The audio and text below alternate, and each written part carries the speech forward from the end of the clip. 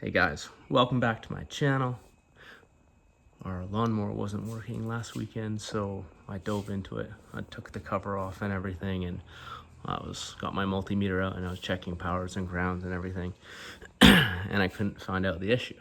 So I started really looking into this, making sure the battery was good. I put the key into it and everything, and it still wasn't working. So then I took apart the upper part up here and the lower part into the control unit under here, and I measured the resistance of these wires that run all the way down there.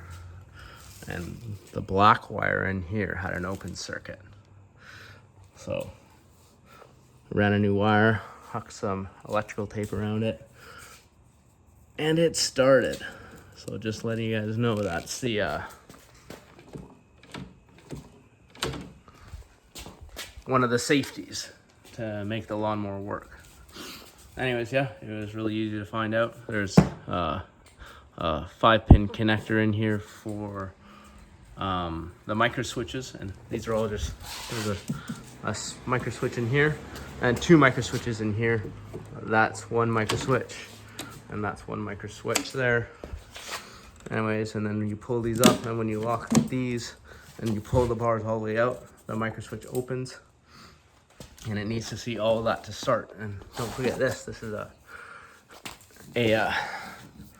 magnetic lock there, so when it sees a break in here, and that's when you put the bag on, it allows you to start. And always don't forget about the key.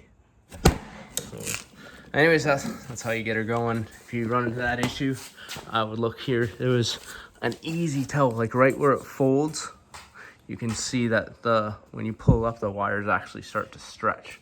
And then in mine, I could see like a little break in the wiring there, and that's when I opened it up and I found an actual break. So hey guys, if you are running into that issue, this is a Ryobi 20-inch brushless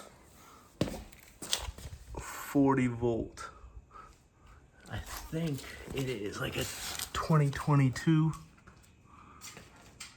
Somewhere I can't see anywhere. No, it actually might be like a 2020 now that I think about it. Anyways, that's that. Hope that helped. See you guys.